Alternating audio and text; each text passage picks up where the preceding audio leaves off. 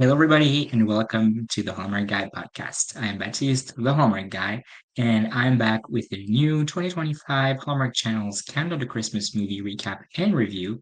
And this time, I'm going to be talking about Oi to the World, which premiered on Sunday, December 14th at 8, 7 Central on Hallmark Channel, and starred Brooke Dorsey and Jake Epstein. I was going to say that it was Jake's first Hallmark Christmas movie, but no, it is the first Jake Hallmark Christmas movie I have seen. He was in the Unwrapping Christmas ones last year that I haven't seen yet, and in Eight Gifts of Hanukkah in 2021, which not a Christmas movie, but part of Count on Christmas, so I'll count it as one. And yeah, I haven't seen any of these movies, but will one day. Finally, it was the Hallmark Hanukkah movie for this year, and was actually a blend between Christmas and Hanukkah, and I loved how they did it. But we will talk about that at the end. Let's first recap the movie. So the main characters of the movie are Nikki and Jake. They were best friends when they were younger until they weren't. The movie starts with them in high school. They are both performing at the Pine Band High School Christmas show, but they see it as a competition, and their families do not understand why they're not friends anymore. Jake's grandma is the choir director for the school. And when Nikki starts singing her solo, her voice cracks. She is mortified, and Jake enjoys it until he sees how much she's hurt. Fast forward to the present, Jake is a musician in New York who is also trying to get more recognition for the band he started with his friend Dave, and Nikki still lives in Pine Bend, which is somewhere in New York State. She's the choir director for the church. Her dad is the Reverend at, and she takes care of a lot of things at the church. And Jake's dad is the rabbi at the synagogue across the street. And Nikki and his family are still Nikki and her family are still very good term with his family. Jake's grandma is the choir director for the synagogue, and both her and Nikki are working on a concert for December 24th because, as it happened for this year, Christmas Eve and the final night of Hanukkah are both on the same day, December 24th. The synagogue is having furnace problems, so there is no heat, and during the service, a pipe bursts downstairs. Jake's grandma and mom decide to go check it out, and his grandma slips on the water and injures herself. So Jake comes home to check up on her and be a little bit with her, but he's not planning on being home for Hanukkah. Jake goes to the synagogue to look at the damage, and on his way out, he sees Nikki carrying a big box and helps her bring it into the church. They discuss about how the synagogue won't be ready for some time, and Nikki's dad hears them and suggests that the synagogue have their services in the church.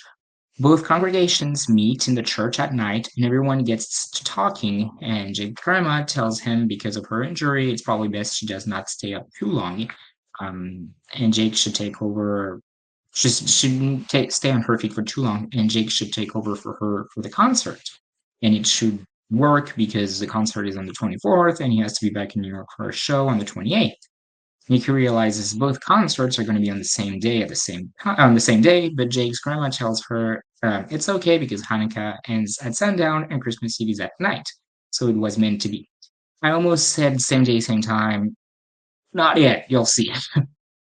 Jake does not want to take over, so Nikki provokes him and asks him if he is not up for the challenge, and he tells her he would do a good job, so his grandma takes that as a yes. But when they get to work, it does not really go great. They both try to annoy the other one by making the most noise with their respective choirs, so their dads tell them that they have to learn to work together and respect each other. So, to try to make rehearsals a happy place for the kids, they go Christmas and Hanukkah decoration shopping. While shopping, they start to open up to each other and they have an okay time. They decorate their rooms with the kids, but after that, Oscar from Nikki's choir tells her he quits because choir is supposed to be fun and she's not fun. A funny thing is that right before that, they were talking about her quitting singing, and she said that she just pivoted. So Jake says Oscar pivoted. Problem is that now she's down to a choir of three, so which Jake's reminds her it's a trio. So their dad suggests that they combine the two choirs to make one big one. Nikki tells them she does not go tell them to combine their sermons. The thing is, they like the idea and decide to have a shirt service on the 24th and a shirt concert. So they start working together and they are looking for a final song that will work for Christmas and Hanukkah. Their moms see them and are already planning their weddings and their grandkids. Jake's mom invites Nikki's family for dinner, and as it is the first night of Hanukkah and the third Sunday of Advent. After dinner, Nikki and Jake get to talking and they talk about how they stopped being friends or at least stopped being close because Jake says they're still friends. For Jake, they stopped being rivals. They started being rivals in the ninth grade when he won a debate and she said he paid off the moderator. And for Nikki, it was when he demanded four recounts when she won student council. They both apologize and call a truce. But they get bad news. The repairs for the synagogue are way more expensive than they thought. So Nikki decided to make all of the events, like the Holiday Bowl, which is the bowling contest, and the bake sale, a fundraiser. At rehearsal, the kids complain that they don't have fun with Nikki, and Nikki complains that Jake is not serious enough. So Jake begs her that he can be more focused, that then she can be relaxed. And they decide that if he wins the bowling contest, she has to sing in front of the whole bowling alley. And if she wins, she picks the final song. At bowling, Nikki's team need her to make a spare to win, but she misses. And if Jake makes a strike, his team win. But he sees how anxious Nikki's becoming, and he decides to throw the whole thing and misses on purpose. Nikki thanks him and kisses him on the cheek. The next day, they still can't find a song, and Nikki tells Jake that he should write it. And to get inspiration, they go to a piano bar. There, Jake shouts Nikki's name for the open mic and goes with her to help her sing and to help her. And Nikki sings for the first time in years. He then walks her home, and when they're about to kiss, Jake gets a phone call from Dave telling him that the label will be at their concert. A few days later, Jake has written the song that has written the first verse for Nikki, who doesn't feel like she can sing it by herself, so he said that he will sing it with her. After rehearsals, Jake asks Nikki how he can help her, so she gives him a list telling him that the first one to be done with wins dinner. And Jake asks her if she just asked him out, and she said yes, I did. But Jake won't be able to do anything because he gets a call from Dave telling him to get back to New York right away. They have a meeting with the label, and the label, instead of being at the concert, they want a meeting with them on the 24th. So Jake talks to his grandma, who tells him that he can leave because Nikki, um, she needs to sing and she needs to do it on her own, or she never will. And but he tells her that he really likes her. It's more than just the concert, and she tells him that if Nikki, likes him, and it's more than the concert for her as well, she will never want him to give up his dream. So Jake goes to see her and tells her he has to leave even if he doesn't want to. So he tells her, if you tell me not to, I won't. But even though she's sad, she won't tell him and tells him to go. The day of the concert, Nikki does not feel like she can do it by herself, so she wants to cancel the concert, but both families reassure her. Jake's meeting went well, and he receives a video from Nikki and the kids wishing him good luck, and Dave tells him he has to go back. The concert starts, and Nikki's voice cracks, but she breathes, she breathes, she breathes, she breathes, but and starts over. And it was great. And Jake gets there right after the song started and surprises them by joining them, and it is a hit. After the concert, Nikki and Jake talk, and he tells her he signed a record deal and a tour deal, but he negotiated the dates and won't mind commuting to the city to record because he's staying in Pine Bend because he's taking over the synagogue kids choir, and he does not want to miss another holiday with people he loves. Nikki tells him she was thinking about relaxing and getting out of the city more, and he tells her they might be looking for a backup singer, but she tells him she only sings lead, so he might have some competition. They wish each other Merry Christmas and Happy Hanukkah, and they kiss, and that was Oi to the World. Um, I love the movie. Uh, at the time I watched it, it made my top three. It's already out because I watched another one. It's fourth now. But it was really, really great. It looked also really good. I was at the Hallmark Christmas Experience. I was at the panel how we make the movies in series. And Brooke told us that it was filmed in July, and I feel like they did a really good job with the fake snow and really making it look like it was December and Christmas. I feel like could be wrong. The mountains behind the synagogue were added, like green screen or something, and I do not really think because in the story, yeah, this the church and the synagogue are like facing each other. I do not think it's the case in real life. But anyway, on production on that side, they did really good. It looked really good. And it is a very, very funny movie with the overbearing Jewish family. When he gets home, he's like, "Oh, I missed you so much." And are you, he's like, I'm not angry. I'm not hungry. It's like, is it because you don't eat enough? Is it why you're so thin or something? It's like, I'm so happy to see you, and then slap him for not being enough, enough throughout the year. Um, Jake's dad telling him when they look at the damage at the synagogue, at least nobody was hurt. He said, well, grandma was hurt. And he says, well, she says she's fine. It's like, she's laying down on the couch while the sun is up. And he's like, good point. Then he says the same thing to Nikki. He's like, my grandma is laying down on the couch with, well, the sun is up. She's like, oh my God. Like it's a big issue. Jake doesn't know how to talk to the kids, so I think it's Dave who tells him, talk to them like you were on stage. And so he gets into the room, he's like, how are you guys? Are you excited? I love the kids ask him like, we heard that you were a big name. Is that true? It's like, well, depends what have you heard about the big name? So that was funny. Little Oscar was really good with his glasses, and then he's like, I'm quitting. That was really fun the way he said it, and I loved how they were just talking about it before her quitting singing, and was like, "I'm just pivoting," and then Jake's like, "Well, maybe he's just pivoting as well." And then when they talk to the dad, it's like one of her kids pivoted. That was really funny. When the moms see them, it's like, "Oh, we realized that today's the first night of Hanukkah," and Jake says, "Really? You just realized that? You've been cooking for a week, mom." Then Nikki at night asks Jake, "Can I make a confession?" He's like, "Isn't that more of your people's thing?" And then when they get in, it's like, "We got bad news," and Jake's about the price of our repairs, and Jake's dad is like, "I opened my emails," and it's like, "Dad, we talked about this. The Nigerian price prince isn't real."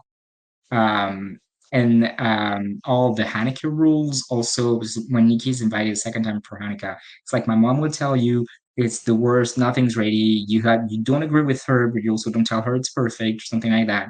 Then she tells you the oil is bad. You just eat it and say it's good. And then she wants to talk about the kids, talk about the weather. And it's like, so Nikki, how are the kids for the choir? And it's like, weather. And it's like all those rules. That was really funny montage. And at the end, when Jake has left, and Nikki's dad's like, "So you said we should cancel the concert?" And said, "No, I just said Merry Christmas and Happy Hanukkah, and you came up with that. But yes, we should cancel the concert." So I love that. All those funny moments. I laughed a lot watching the movie. Another thing I really loved is how they blended the two holidays. I think they did a really good job blending Christmas and Hanukkah. I don't know much about Hanukkah, um, but I loved how in the movie how accepting everyone was. Like, oh yeah, we'll go do the service at the church. And like Jake's family's like, oh, and we're so excited to go to your Christmas concerts. That I loved how they respected each other and everyone was excited about the other side, the other religion, and how they blended everything. I think they did a great job blending it. And I just love that part of yeah, we're excited for a concert. We'll come for a concert, and we're just so accepting of yeah the other religion and excited and respectful. And I love that. And I loved the way they did it. A really cute moment was when it's like the winner wins dinner, and he loses and comes back and said, "Did you just ask me out?" And he's like, yes, I did. I thought that was really cute. Um, I loved Jake refusing to go back to the city when Dave calls him. He's like, "We have a meeting with a label." It's like, "I'm not coming back." He he had felt so hard for Nikki, and he did not want to break that, and he also didn't want to abandon the kids. And I loved that. I love that he didn't want to go back to the city. Um, love that part because usually it's like, yeah, I'm dropping everything, I'm going back. It's my dream. I've never planned on staying there. And like few days in there, a few days in the city, he came back to Pine Ben thinking, I won't be here for Hanukkah. And now he doesn't want to leave. And I love that because it's never like that. And a final thing I loved is the final song from of the movie that needs to be released on Spotify. It is a banger. I love that song. And that's why I love going to the Hallmark Christmas experience and to the panels that they have because you're closer to this to the stars, you get closer to the stars and you meet all the fans and you get that whole Hallmark's vibe and atmosphere, but you get inside story, insight into how they do things. And I was at the How We Make the Movies and Series panel the morning before the movie premiered. I did not watch it that night, but I was there that day. And the day before, 2 days before, Brooke was lighting the tree, and I heard her talking because I like how the stars talk to the fans. And the guy that was next to me told her I'm so excited about the movie tomorrow night. And he's like, "Oh, really? I'm so scared because I haven't seen it. I'm not a singer, so I don't know how it looks." And during the panel, Brooke told us she hired like a vocal coach who apparently, I think in LA, who apparently was more interested in like talking about her chakras. It's just like I wasn't prepared, and I'm not a singer. And Jake, he's from Broadway, and she was like, but I'm scared, and like I told them, I'm not a singer, but apparently there's like you do multiple see the takes, and they take like 3 seconds from each take, and so like by take 150, you have the whole song. But she sounded really good, so that was really nice to be able to watch the movie while having that story and that insight into how they did it, like the insight that they filmed it in July, and that insight about the song is, and which was really interested to learn that. I'm not a singer. I had a vocal coach. I'm always thinking about how they prepare for those movies and all that, and her telling us I hired a vocal coach and we actually did multiple takes and then they take what works in each take and puts the song together. That was really interesting and it turned out really great and I need that song on Spotify.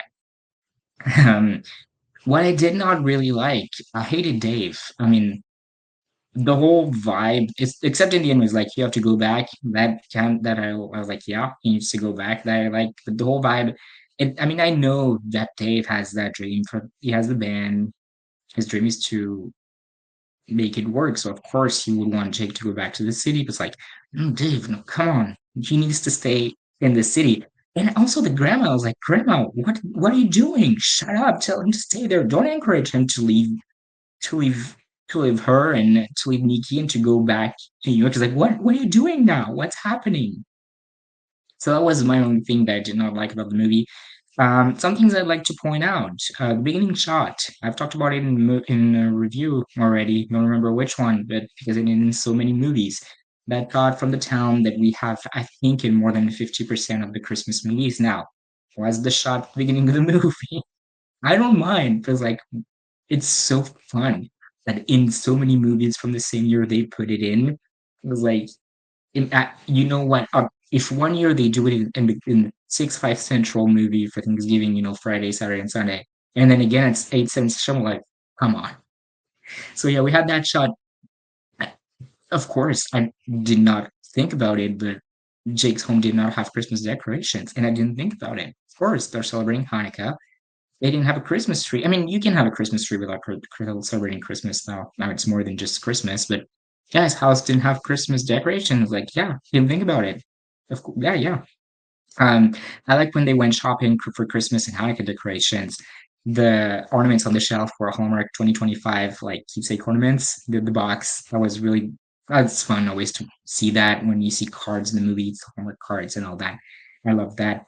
The laptop. At some point, she looks at a website on the laptop, and like, I mean, they do the best they can. But you can see, like, on the corner, there was added like a green screen, and the website again, they do the best they can. Like it's 2006 websites that they created. But I mean, they do the best they can for such a small thing. They don't need to create that big thing, and that's also kind of a charm of Hallmark, and kind of brings us back to the 2010s, 2000s movie. And one thing I have a question about. So they have that synagogue and that church who both look pretty full. But then for the Christmas service, for the Christmas Eve service, half the church is for Hanukkah, half the church is for Christmas. I'm like, where are they all? other people go? How do you fit every? How do you? Yeah, how did everyone like fit into that church? That like where the half of the Christians and half of the Jews went go. You know. So yeah, his final thoughts on the movie. Very solid and beautiful movie that I really loved. I gave it a 4.5 out of 5. And it made the top 3, and later that day made the top 4. I got a lot of old Hallmark vibes, and it's just a great atmosphere with the church. I really love. We're not getting a Dayspring presentation this year, but I can. And Brooke was in the Dayspring presentation last year, so that's fun. That's the closest will be to Dayspring presentation, I guess. I really always loved that one. So I love the story about how it takes place in the church, especially at Christmas. I love that, and just the choir aspect gives me old Hallmark vibes. I love that. I will definitely watch it again, and will probably make my must watch um, list. So yeah, really really strong movie. Um, that I mean, I was excited ever since they announced it. I was like, oh, choir having to blend the two. That should be fun, and should be a fun atmosphere. So yeah. That is it for Oi to the World. Thank you guys so much for watching. Like, comment, subscribe. Tell me what you thought about it, and follow me on Instagram at the Hallmark Guy Podcast. And I will see you guys in the next episode. Bye.